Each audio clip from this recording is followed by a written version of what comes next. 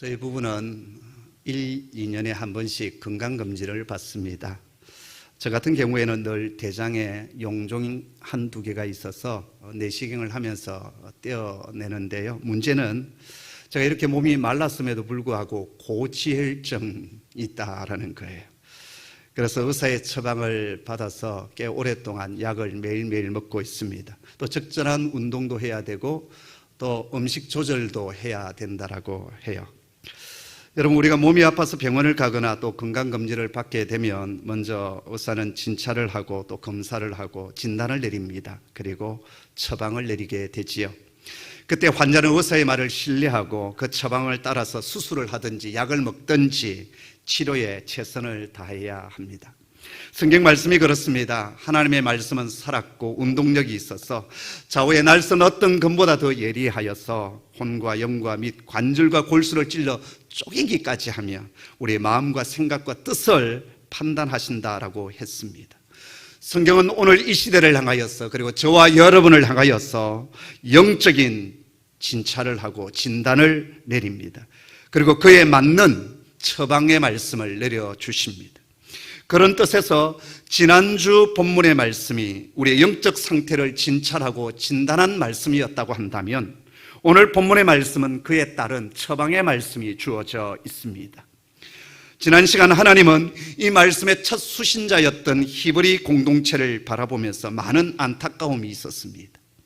신앙의 연조는 오래되어서 이제 다른 사람들을 가르치는 선생으로 성장해 있어야 할 사람들이 여전히 영적 어린아이에 머물러서 젖이나 빨고 있는 그 모습을 보면서 너희는 더 이상 그렇게 해서는 아니 된다 진단을 내렸습니다. 그리고 오늘 본문의 말씀에서 이제 그 초보를 버리고 그 신앙의 어린아이의 모습을 버리고 이제는 장성한 신앙의 사람으로 성장해 가라, 그렇게 처방의 말씀을 내리고 있습니다. 오늘 본문에서 우리가 주목해 보아야 될 동사는 두 가지입니다. 하나는 떠나자이고 또 하나는 나아가자입니다. 여기 떠나자라고 하는 말은 아펜테스라고 하는 헬라어 단어를 쓰고 있는데요, 뒤로 하고 버린다라는 그런 뜻보다는 넘어서다, 넘어서라는 뜻이 더 강한 말씀입니다. 이제 그 초보적인 신앙의 수준을 넘어서서 장성한 어른으로 성장해 가라, 그런 뜻입니다. 알파벳 공부하는 그 초급반 수준에 머물러 있지 말고 그것을 뛰어넘어서서 젖이나 먹는 그런 수준 뛰어넘어서서 단단한 음식도 먹는 그런 어른의 신앙, 장성한 신앙의 사람으로 성장해 가라고 오늘 말씀은 우리에게 권면하고 있습니다. 자, 그러면서 이제 우리가 넘어서야 될 초보적인 말씀이 무엇인지를 세 가지 항목으로 말씀하고 있는데 우리 1절, 2절의 말씀을 같이 읽겠습니다. 함께 읽죠? 그러므로 우리가 그리스도의 도의 초보를 버리고 죽은 행실을 회개함과 하나님께 대한 신앙과 세례들과 안수와 죽은 자의 부활과 영원한 심판에 관한 교훈의 틀을 다시 닦지 말고 완전한 대로 나아갈지니라. 아멘. 자, 여기 보면 우리가 넘어서야 될 말씀의 초보를 두 개씩 한 쌍으로 하여서 세 가지 항목으로 말씀을 하고 있습니다. 아마 이 주제들은 그 당시 회중들에게는 매우 익숙하고 초보적인 수준이었던 것 같아요. 그런데 제가 볼 때 이 주제들은 상당히 어려운 주제이고 결코 만만치 않은, 결코 초보가 아닌 말씀인 것 같습니다. 자, 어떤 주제들일까요? 첫째, 죽은 행실을 회개함과 하나님께 대한 신앙이다라고 했습니다. 먼저 죽을 행실에서 회개한다라는 거예요. 회개는 하나님 없이 살아가던 인생이 이제는 하나님께로 돌아오는 것, 바로 이것이 하나님을 신앙하는 첫 번째 단계이지요. 여러분, 이 회개함 없이는 절대 신앙의 길을 나아갈 수가 없습니다. 회개함 없이 믿음을 가지고 있다, 그러면 그 믿음은 거짓 믿음입니다. 구약시대 선지자들의 주된 메시지가 뭐였습니까? 이스라엘아, 내 하나님 여호와께로 돌아오라. 이 돌아오라는 것이 회개하라는 것이거든요. 그것이었습니다. 주님의 길을 예비했던 세례 요한의 첫 번째 외침, 메시지의 첫 메시지가 뭐였습니까? 회개하라, 천국이 가까워졌느니라. 너희는 회개에 합당한 열매를 맺어라, 그렇게 말씀하셨어요. 그리고 예수님께서 공생애를 시작하시면서 하셨던 메시지의 첫 외침 역시 때가 찼고 하나님의 나라가 가까웠으니 회개하라 였습니다. 뿐만 아닙니다. 초대교회 사도들의 메시지 역시 회개였습니다. 사도행전 2장 38절에 보면 베드로가 이렇게 얘기하죠. 너희가 회개하여 각각 예수 그리스도의 이름으로 세례를 받고 제사함을 받으라. 그리하면 성령을 선물로 받으리라. 할렐루야. 자, 이렇게 회개는요, 예수 그리스도를 믿는 첫 번째 단계, 첫 관문입니다. 이게 없이 아무리 교회를 오래 다녔다 할지라도 그는 구원의 사람이 결코 아닙니다. 그렇기 때문에 우리 가운데 아직 이러한 신앙의 첫걸음을 떼지 못하신 분들이 혹 이 자리에 계신다고 한다면, 지금까지 내가 살아왔던 삶을 뒤로하고 예수님께로, 하나님께로 돌이키는 회개의 역사가 일어나기를 주님의 이름으로 축복합니다. 그리고 또 하나 쌍을 이루는 주제가 하나님께 대한 신앙, 믿음이라고 얘기합니다. 이사야 7장 9절 말씀에 보면 만일 너희가 굳게 믿지 아니하면 너희는 굳게 서지 못하리라, 그렇게 말씀하셨거든요. 하나님에 대한 믿음을 우리가 굳게 하지 아니하면 우리가 이 세상 속에 굳게 서 있을 수가 없습니다. 이 세상의 풍파와 가치관과 그 바람 속에 이리 휘날려 다니는 그러한 존재가 될 수밖에 없음을 이사야 선지자는 말씀하셨어요. 하박국 선지자는 뭐라고 했습니까? 오직 의인은 믿음으로 말미암아 살리라, 그렇게 외치지 않았습니까? 마가는 예수님의 그 복음의 선포를 딱 두 마디로 요약을 했어요. 마가복음 1장 15절 보면 이렇게 말씀합니다. 예수님은 이르시되 때가 찼고 하나님의 나라가 가까웠으니 회개하고 복음을 믿어라. 회개와 믿음이었습니다. 자, 이렇게 하나님께로 돌이키는 회개와 믿음은 우리 신앙의 알파벳에 해당됩니다. 이제 이런 것을 우리가 뛰어넘으셔야 합니다. 두 번째 주제는 세례들과 안수예요. 우리 성경에서 세례로 번역되어져 있는데 보통 세례는 밥티스마라는 단어를 쓰거든요. 세례를 받다라면 밥티스조 이렇게 되는데 이제 지금 명사로 되어 있기 때문에 밥티스마라고 되어 있습니다. 자, 그런데 오늘 본문에 등장하는 이 단어는 밥티스마가 아니라 밥티스모스, 복수형으로 나와 있습니다. 그 말은 그 당시 초대교회가 구약의 전통을 따라서 세례뿐만 아니라 몸을 정결하게 하는 정결의식을 가지고 있었다라는 것을 우리가 알 수가 있습니다. 자, 그런데 이 정결의식 같은 이런 씻는 행위들은 시간이 지남에 따라서 세례라고 하는 것으로 통합이 되어지고 대체되었기 때문에 오늘 우리 번역에서는 그냥 세례 단수로 그렇게 번역되어 있습니다. 자, 그 다음 짝을 이루는 주제가 안수인데요. 성경에 보면은 안수는 여러 가지 의미를 담고 있습니다. 첫째, 누군가를 축복할 때 안수했습니다. 야곱이 요셉의 아들 손자죠, 므낫세와 에브라임을 축복할 때 어떻게 했습니까? 양손을 어긋맞춰서 그리고 머리에 안수하여 축복을 했습니다. 우리 예수님도 사람들이 데리고 왔던 그 아이를 품에 안고 안수하여 축복하였더라, 그렇게 말씀하고 있습니다. 또 안수는요, 임직할 때, 일꾼을 세울 때 손을 얹어 안수를 했습니다. 민수기 27장에 보면 모세가 후계자로 여호수아를 세우는데 안수하여 세웁니다. 그리고 초대교회는 사도행전 6장에 보면 7명의 일꾼을 처음 세울 때 안수하여 세웠다, 이렇게 되어 있습니다. 디모데는 장로회에서 안수를 받아 에베소 교회 목사가 되었습니다. 또 이 안수는요, 치유할 때 치유의 기도를 할 때 안수를 했습니다. 예수님은 병든 자에게 치유하실 때 말씀으로 치유하실 때도 있었지만 손을 얹어서 안수하여 치유 기도를 하셨어요. 또 이 안수는 파송할 때였습니다. 사도행전 13장 3절에 보면 안디옥 교회가 바울과 바나바를 이방인의 선교사로 파송하지 않습니까? 그때 금식하고 안수하여 파송하여 보냈다, 이렇게 되어 있어요. 자, 이러한 주제들도 다 어디에 해당되느냐? 신앙의 기초, 초보에 해당된다, 그렇게 얘기합니다. 자, 세 번째 주제는 뭐냐면 죽은 자의 부활과 영원한 심판에 관한 교훈입니다. 부활에 대한 신앙, 영원한 심판에 관한 건 역시 신앙의 초급반에 해당된다라는 거예요. 여러분, 부활의 신앙 가지고 계시지요? 아멘. 또 영원한 심판이 있다는 거 여러분 믿으시죠? 아멘. 이건 신앙의 초보에 해당되는 거예요.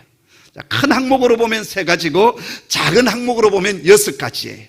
자, 이런 것들은 초대교회 성도들이 가지고 있었던 신앙의 기초, 초보에 해당되는 가르침이었습니다. 지금 히브리서 저자는 이제 이런 일반적인 가르침의 기초를 다시는 닦지 말고 완전한 대로 장성한 신앙의 사람으로 나아가자, 그렇게 촉구하고 있습니다. 그러면서 우리에게 아주 격려가 되고 은혜가 되는 한 말씀을 덧붙이셔요. 그게 3절에 나와 있습니다. 우리 한번 3절 같이 읽겠습니다. 시작. 하나님이 허락하시면 우리가 이것을 하리라. 아멘. 이것을 하리라는 것은 다름이 아닌 영적인 초보에서 떠나서 장성한 신앙의 사람으로 나아가는 것을 말하는 거예요. 근데 중요한 것은 이렇게 초보에서 떠나 장성한 사람으로 성장하고 자라나는 데 있어서 내 힘, 내 의지, 내 열심, 내 결단만으로 안 된다라는 거예요. 누구의 도우심이 필요할까요? 바로 하나님의 도우심이 필요하다는 거예요. 하나님의 은혜가 필요하다는 거예요. 여러분, 우리의 믿음이 성장하고 자라가는데 제일 중요한 것은, 나의 의지도 중요하지만 더 중요한 것은 하나님의 도우심, 성령 하나님의 은혜를 주셔야 되는 거예요. 오늘 우리 번역에는 번역되어 있지 않지만 3절의 정확한 번역은 만일 하나님이 허락하시면, 만일이 붙어 있습니다. 조건절이에요. 내가 애쓰고 수고하지만 하나님의 도움 없이는 안 된다라는 거예요. 하나님의 붙들어 주심이 없이는 안 된다라는 거예요. 성령 하나님의 감동과 힘 주심이 나의 믿음의 성장에 꼭 필요하다라는 거예요. 바로 여기에 하나님의 주권이 등장합니다. 우리가 구원받는 일에도 하나님의 주권이 먼저 있지 않았습니까? 내가 내 입술로 주님을 고백하고 내가 주님을 찾은 것처럼 되어 있지만 아닙니다. 그 전에 하나님께서 엄청난 시간과 엄청난 사람들을 통해서 내게 내 심령 속에 찾아오셔서 은혜로 두드려 주시고 말씀을 주시고 감동을 주시고, 그래서 어느 날 내 심령의 문을 열도록 하신 분이 누구시냐? 하나님이시라고요. 도저히 믿을 수 없는 그 십자가의 복음을 하나님께서 감동을 주셔서 알게 하여 주시고 믿게 하여 주시고 영접할 수 있는 이 하나님의 은혜다라는 거예요. 마찬가지로 우리가 신앙의 초보에서 이제 영적 성장을 이루어가는 일에도 성령의 도움 없이는, 하나님의 은혜 없이는 절대 안 된다라는 겁니다. 예수님의 12제자들을 보십시오. 3년 동안 주님을 쫓아다녔습니다. 주님으로부터 직접 말씀을 받았어요. 다른 무리들하고는 좀 구분되게 비유의 말씀이 주어졌을 때 예수님께서는 제자들에게 직접 가르쳐 주셨어요. 그 비유를 풀어주셨다라고 했습니다. 기적과 능력도 엄청 경험했습니다. 주님의 부활을 직접 목격했고 부활의 주님을 손으로 만진 바 되었습니다. 성천도 목격했어요. 그럼에도 불구하고 그들은 마가의 다락방에 여전히 숨어서 기도하고 있었습니다. 물론 하나님의 약속을 기다리고 있었지만 말이죠. 그런데 오순절 강력한 성령의 임재가 그들 속에 임했을 때 그들이 이제 어떻게 합니까? 나아가서 말씀을 담대히 전하는, 모든 두려움을 떨치고 나아가는 담대한 믿음의 사람들이 되었습니다. 여러분, 우리가 설교의 말씀을 듣고 있지만 이 설교의 말씀이 머리에 머물지 않고 내 가슴에, 그리고 내 속에서 온전히 체험되어지고 체화되어질 수 있는 것은 성령 하나님께서 도와주셔야 되는 거예요. 그래서 우리가 예배 자리로 나올 때, 주님, 오늘 예배에 내가 은혜 받게 해주십시오. 내 심령의 문을 엽니다. 하나님, 내게 감동을 주시옵소서. 레마의 말씀을 주시옵소서. 여러분, 그런 심령으로 예배의 자리로 나오셔야 되는 거예요. 그리고 늘 기도가 필요하고요, 그리고 성령 충만함이 필요한 것입니다. 하나님, 내 손 잡아주시고 나를 이끌어 주세요. 이것이 우리가 주님 앞에 서는 그날까지 계속 가지고 있어야 될 기도의 제목이에요. 자, 그렇다면 왜 우리가 신앙의 초보에 머물지 아니하고 더욱 성장해가는 신앙의 사람이 되어야 합니까? 4절에서 6절까지 그 이유를 말씀하고 있습니다. 같이 한번 읽어볼까요? 함께 읽습니다. 시작. 한번 빛을 받고 하늘의 은사를 맛보고 성령에 참여한 바 되고 하나님의 선한 말씀과 내세의 능력을 맛보고도 타락한 자들은 다시 새롭게 하여 회개할 수 없나니, 이는 그들이 하나님의 아들을 다시 십자가에 못 박아 드러내놓고 욕되게 함이라. 아멘. 오늘 우리 성경에서는 번역되지 않았는데요, 4절 첫 부분에 가르라고 하는 접속사가 있습니다. 이 가르가 뭐냐면 왜냐하면 그런 뜻이에요.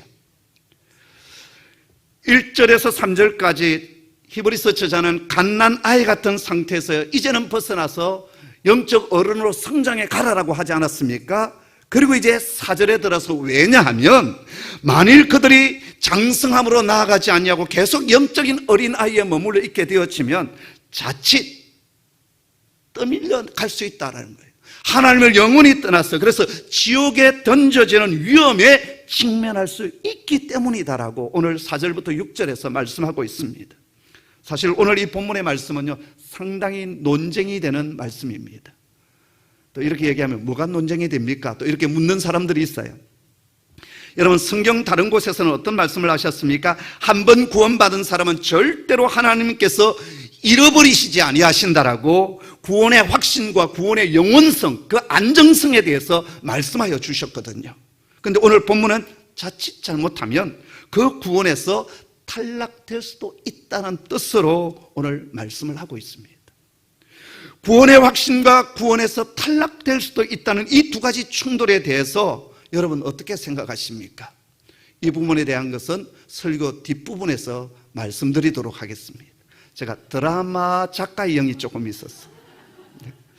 자, 우선 우리가 먼저 관찰하고 살펴보아야 할 것은 오늘 본문이 무엇이라고 말씀하고 있는가, 이 부분이에요. 먼저 여기 구원에서 탈락될 수도 있는 사람은 어떤 사람들입니까? 첫째, 이들은 한번 비침을 받은 자들이었어요.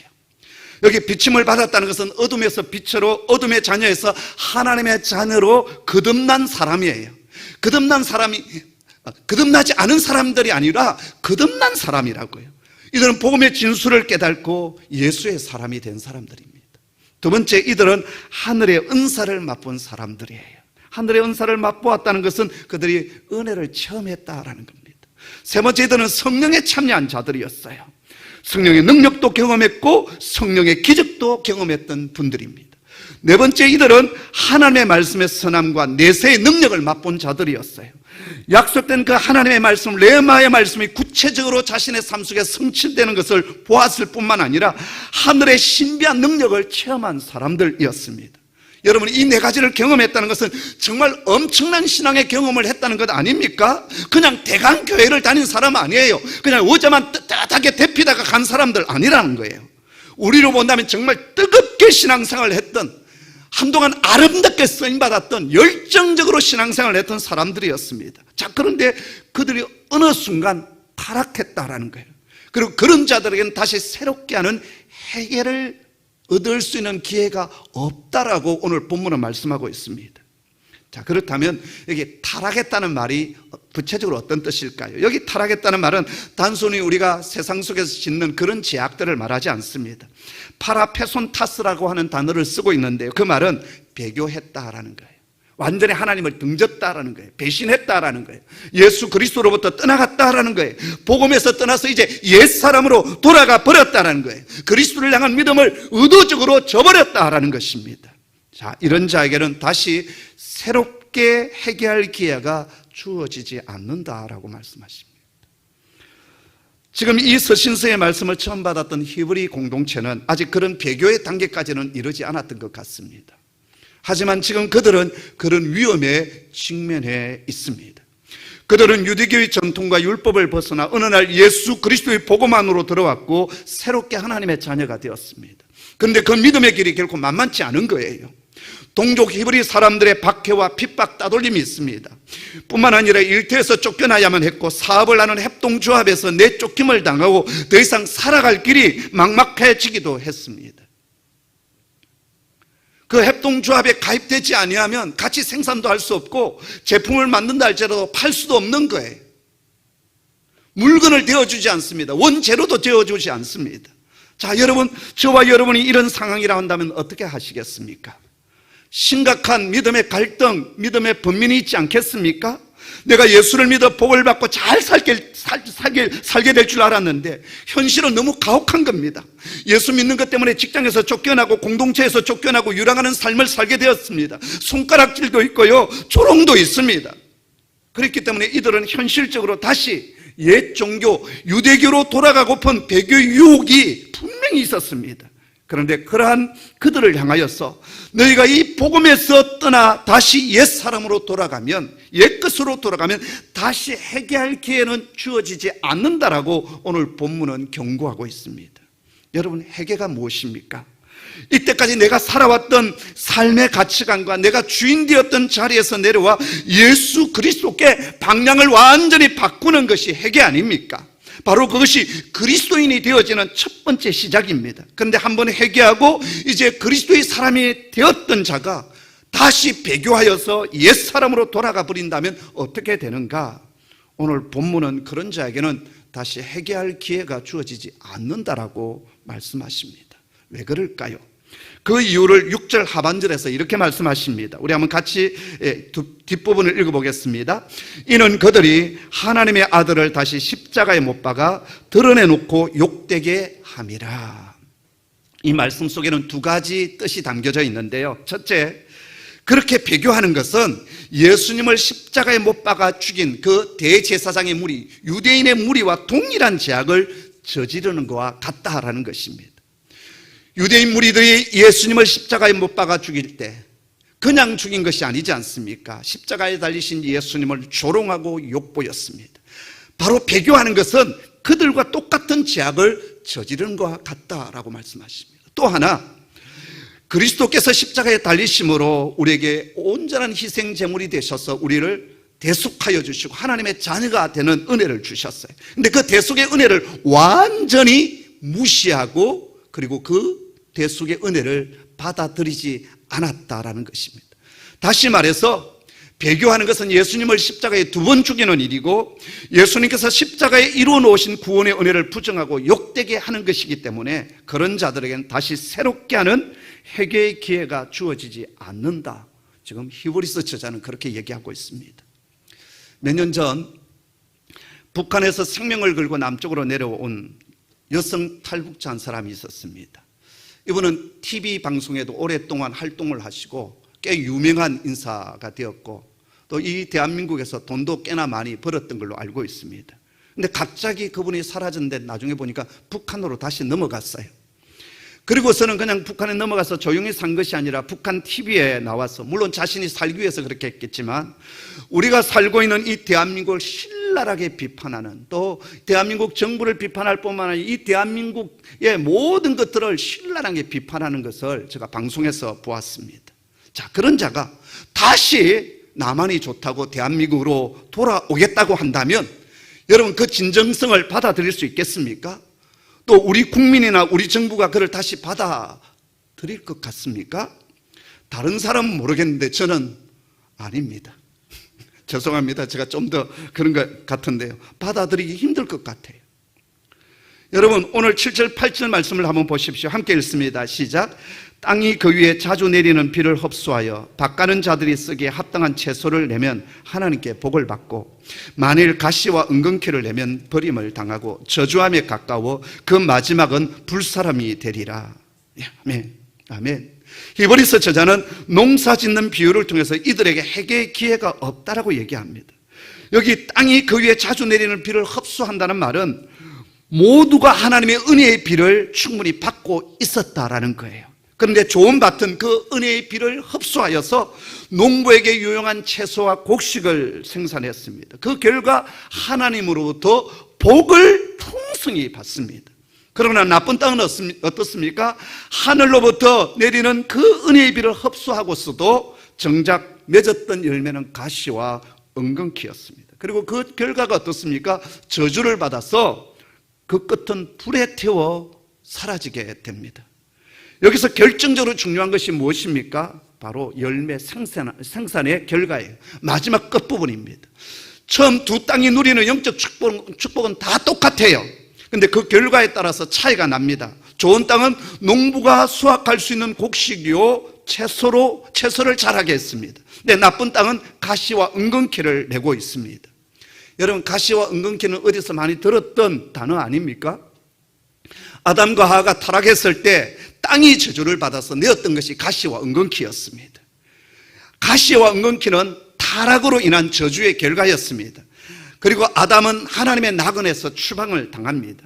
그리고 오늘 본문에서 이 나쁜 땅의 최종적인 결과가 무엇입니까? 불에 태워 심판을 당한다는 거예요. 성에서 불태워졌다라고 하는 의미는 심판을 당하는 거예요.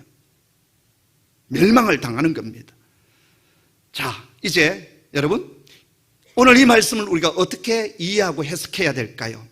하나님은 자비로우신 하나님이시고 긍휼이 풍성하신 하나님이신데 타락하고 배교했다고 다시 회개할 기회까지 주어지지 않는다는 것은 한번 구원하신 당신의 백성을 절대 버리지 아니하시겠다고 하신 그 성경의 다른 말씀과 분명히 충돌이 되는 것 아닙니까? 요한복음 10장에서 예수님께서 나는 선한 목자다, 그리고 당신의 음성을 듣는 자들은 나의 양이다라고 말씀하시면서 내가 그들에게 영생을 주노니 영원히 멸망하지 아니할 것이요 또 그들을 내 손에서 빼앗을 수 없느니라라고 하셨습니다. 뿐만 아닙니다. 우리에게 너무나도 구원의 확신이 되는 말씀이 로마서 8장의 말씀 아닙니까? 누가 우리를 그리스도의 사랑에서 끊으리요 높음이나 깊음이나 다른 어떤 피조물이라도 우리를 우리 주 예수 그리스도 안에 있는 하나님의 사랑에서 끊을 수 없느니라. 우리 주님은 우리에게 구원에 대한 영원한 안정성을 약속하고 있습니다. 그런데 오늘 본문의 말씀은 우리가 그 구원에서 끊을 수도 있는 것처럼 말씀하고 있다라는 거예요. 성경의 한쪽에서는 그 어떤 것에서도 우리를 하나님의 사랑에서 끊을 수 없다라고 하는 구원의 안정성과 영원성을 보장하고 있고, 그런데 오늘 본문의 말씀은 예수 믿다가 타락하고 배교한 자는 다시 회개할 기회조차도 주어지지 않는다고 말씀하십니다. 분명히 이 두 가지가 충돌되고 있습니다. 여러분, 우리는 이 문제를 어떻게 해석해야 될까요? 여러분은 어떻게 생각하십니까? 다수결로 어떻게 한번 결정해 볼까요? 제가 한 세 가지로 정리를 좀 했습니다. 첫째, 오늘 말씀은 심한 질책과 경고의 말씀으로 주어진 말씀이라는 거예요. 옛날 우리 부모님들이 자식이 정말 말도 지지리도 안 듣고 계속 사고치고 쏙썩이면 했던 말이 있습니다. 뭐였습니까? 이놈의 새끼 나가! 내 새끼 아니야! 호적에서 파버린다! 저는 또 저 아래쪽 경상도 사람이니까 이 뭉지 자식 쇠가 만발로 빠져 죽어요! 진짜 흉악한 말씀을 하셨어요. 제가 이 얘기하니까 이전에 저쪽도 호남 쪽에서 오신 분이 우리 동네도 만만치 않습니다, 목사님. 어떻게 하는데? 갈아 마셔버린다. 부모님이 자식을 향하여서 그런 저주스러운 말을 하는데 그 진정한 뜻이 무엇입니까? 진짜 호적에서 파버리겠다는 말입니까? 진짜 쇠가 만발로 빠져 죽으라는 말씀입니까? 아니지요. 정신 좀 차려라 이놈아. 그 뜻 아니겠으면 네가 이렇게 살면 네 끝이 어떻게 되겠냐, 그런 마음 아니겠어요? 오늘 본문을 그렇게 해석하자라는 거예요. 그것이 첫 번째 해석입니다. 두 번째 해석은 뭐냐? 앞부분 해석과 거의 비슷한데요, 말씀을 받는 대상이 다르다라는 거예요. 제가 에스라에서 이제 석사과정 공부를 할 때 이 히브리서를 가르쳐 주셨던 교수님이 양용희 교수님이신데 지금은 은퇴하셨어요. 그분이 무슨 말씀을 하셨냐면, 구원의 확신에 대한 말씀을 받았던 회중과 지금 이런 책망을 받고 있는 이 회중이 처해 있는 환경과 상황이 다르다라는 거예요. 자, 먼저 구원의 안정성과 확신을 보증하는 그 가르침은 아마도 예수를 믿음에도 불구하고 내가 정말 구원이 있나?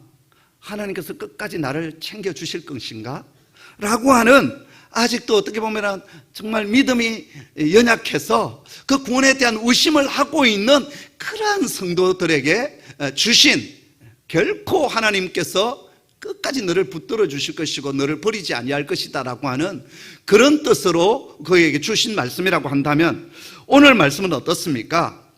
이미 큰 은혜도 경험했고 능력도 경험했고 하늘의 은사 모든 걸 다 경험을 했습니다. 그런데 다시 옛 일로 옛 사람으로 돌아가려고 하는 그 배교의 위험 속에 있는 사람들에게 주신 경고의 말씀이다라는 거예요. 근데 그들은 아직도 그런 위험성이 어떤지도 잘 모른 채 여전히 그런 속에서 지금 머물러 있는, 그렇기 때문에 너희가 지금 그 자리에서 머무는 것이 아니라 빨리 성장하고 자라나서 이제 구원의 초보에 머물지 아니하고 그 하나님의 신비함과 그 하나님의 그 풍성함과 광대하심을 정말 마음껏 누리는, 눈에 보이는 이 땅만 바라보지 아니하고 영원한 하나님의 나라의 그 축복과 은혜를 사모하고 바라보는 그런 성도가 되라, 그런 뜻에서 오늘 말씀이 주어졌다라는 거예요.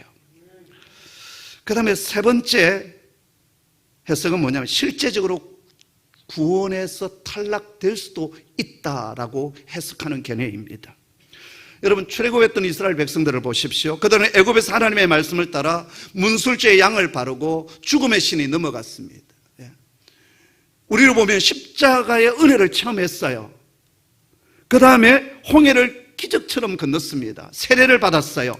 낮에는 구름기둥, 밤에는 불기둥의 인도를 받았습니다. 성령도 체험합니다. 마라의 선물이 단물로 바뀌고 엘림의 축복도 받습니다. 삶의 기적도 경험했어요. 시내산에서 십계명의 말씀도 받고 율법의 말씀, 하나님의 말씀도 받았어요. 그럼에도 불구하고 저들은 불신앙과 불순종으로 인하여서 광야에서 죽어가는 멸망의 백성들이 되었습니다. 신약 성경에 보면 사마리아 땅에서 살았던 시몬이라는 마술사가 복음을 받아들입니다. 그래서 세례도 받았어요. 빌립과 함께 다니면서 그가 하나님의 능력과 기적도 체험합니다. 그런데 나중에 성령의 은사를 돈을 주고 살려고 했습니다. 그때 베드로 사도가 뭐라고 얘기하냐면 너는 하나님과 아무런 관계도 없고 분깃도 없다, 그렇게 얘기합니다. 하나님과 관계가 없다는 것은 너는 이제 구원에서 떠나가는 백성이 되었다라는 거예요. 가룟 유다는 어떻습니까? 예수님의 공생애 기간 동안 줄곧 그 분의 면전 앞에서 말씀을 받았던 자입니다. 주님의 뛰어난 가르침도 받았고 사랑도 받았고 또 12 제자 공동체의 동계를 맡았다, 재정을 맡았다. 그만큼 신뢰성이 있었던 사람 아닙니까? 자, 그런데 그 마음속에 사단이 들어와서 예수님을 십자가에 팔아넘깁니다. 그리고 파멸의 죽음을 당하게 됐죠. 가룟 유다는 회개하지 않습니다. 그가 어떻게 죽습니까? 자기가 받았던, 예수님 팔아넘기고 받았던 그 은전을 나그네의 밭, 우리를 보면 노숙자들의 무연고 사망자들을 묻히는 공동묘지, 시립 공동묘지 같은 그런 곳인데 아겔다마, 피밭이라는 곳 불리워지는 그곳에서가 창자가 터져서 죽습니다. 이것을 볼 때 구원의 은혜 안에 들어온 사람도 그 구원에서 탈락될 수도 있다라는 그런 여지가 분명히 있습니다. 저희 견해는 어떠할까요? 앞에 말씀드렸던 이 세 가지 견해가 이 본문 속 그리고 또 성경 전부에, 성경 곳곳에서 다 포함되어져 있습니다. 오늘 본문에서 첫째, 심한 경고의 말씀을 하고 있습니다. 너 그렇게 살면 큰일 난다라고 하는, 다시 돌이키라고 하는 것이 첫 번째 의미가 있습니다. 두 번째, 이들이 지금 처해 있는 환경과 여건이 지금 그럴 수밖에 없어요. 거센 옛 것으로 돌아가고자 하는 그 탕류가 막 흘러내려오고 있는데 바로 그 옆에 있는 거예요. 거센 쓰나미가 지금 밀려오고 있는데 그것도 알지 못한 채 그냥 그곳에 머물러 있다. 그렇기 때문에 빨리 깨어서 너희가 성장하고 빨리 더 높은 곳으로 나아가라, 지금 그 말씀을 하고 있습니다. 그와 동시에 구원에서도 탈락될 수 있는 여지가 성경 곳곳에서 있다라는 거예요. 구원은 하나님의 신비에 속한 것이기 때문에 우리 인간의 한계로 다 이해하고 설명할 수는 없습니다. 우리가 이해하는 것은 성경에서 말씀하신 부분까지만 해석하는 겁니다. 그것을 넘어서는 것은 교만입니다. 그래서 저는 이 세 가지 견해를 열어놓고 있습니다. 왜냐하면 오늘 말씀은 그 부분을 열어놓고 있기 때문에 그렇습니다. 그런데 로마서의 말씀은 구원의 안정성과 확신에 대한 부분을 말씀하고 있습니다. 양용희 교수님께서 쓰신 히브리서 어떻게 읽을 것인가, 이 본문의 제일 끝머리에 보면 한 학자의 견해를 소개하고 있습니다. 오늘 본문이 말씀하고 있는 것에 우리가 더 나아가서 해석하는 것도 문제가 있고, 오늘 말씀에서 그 부분을 빼버리는 것도 잘못이다. 우리는 성경에 말씀한 것만큼 우리가 읽고 해석하는 것이 마땅하다, 그렇게 적어 놨어요. 저 역시 그렇습니다. 자, 여러분, 오늘 본문은 신앙의 위기 가운데 있는 성도를 향한 강한 경고의 메시지와 함께 정말 잘못하면 하나님을 떠나서 영영 지옥의 자식이 될 수 있음도 말씀하고 있습니다. 그렇기 때문에 이제 우리가 해야 할 일이 무엇입니까? 늘 깨어 있어야 합니다. 선줄로 생각한 사람들은 조심해야 합니다. 베드로 사도의 당부처럼 우리의 구원을 두렵고 떨림으로 이루어가는 자가 되어야 합니다. 내가 아직 믿음이 약하여서 구원의 확신을 가지지 못한 사람은 주님께서 주신 구원의 확신과 영원성을 우리가 붙들어야 될 것이고요. 그런데 듣는 것이 둔하여서 여전히 신앙의 초보에 머물러 있는 어린아이 같은 신앙을 가지고 있으면서도 그 위기를 알지 못한 채 있는 사람은 영영이 하나님을 떠나서 심판의 자리에 들어갈 수 있다라고 하는 이 위기의식을 가지고 신앙의 초보를 뛰어넘어 장성한 어른의 신앙으로 성장해 가셔야 합니다. 여러분, 이왕 신앙생활 하는데 저주를 받아서 가시와 엉겅퀴를 내는 그런 인생이 되면 얼마나 억울하겠습니까? 하나님께서 원하시는 그 식물과 채소를 내는, 그래서 하나님으로부터 복된 인생이다 하며 복을 받는, 그래서 주님 앞에 섰을 때 칭찬과 영광과 존귀가 있는 그런 성도가 되셔야 되지 않겠습니까? 홍익 우리 온 성도 여러분, 복받는 인생, 하나님으로부터 축복받는 그런 성도 되기를 주님의 이름으로 축복합니다. 기도하겠습니다. 아버지 하나님, 거센 세속화의 바람과 풍랑이 밀어오고 있는 이때 다시 옛사람으로 옛것으로 돌아가고 싶은 그런 사람들이 있습니다. 그것이 얼마나 큰 저주이고 얼마나 잘못된 생각인지를 주님 깨우쳐 주시고 영원한 멸망과 심판이 우리 앞에 있음을 알며 아버지 앞에 복된 인생으로 살아가기를 다짐하는 저희들 되게 하여 주시옵소서. 가시와 엉겅퀴의 삶은 뒤로 하게 하여 주시고 하나님이 원하시는 그 곡식과 채소를 내어서 축복받는 인생으로 우뚝 서는 칭찬과 존귀와 영광이 있는 온 하나님의 백성들 되게 하여 주시옵소서. 예수님의 이름으로 기도드리옵나이다. 아멘.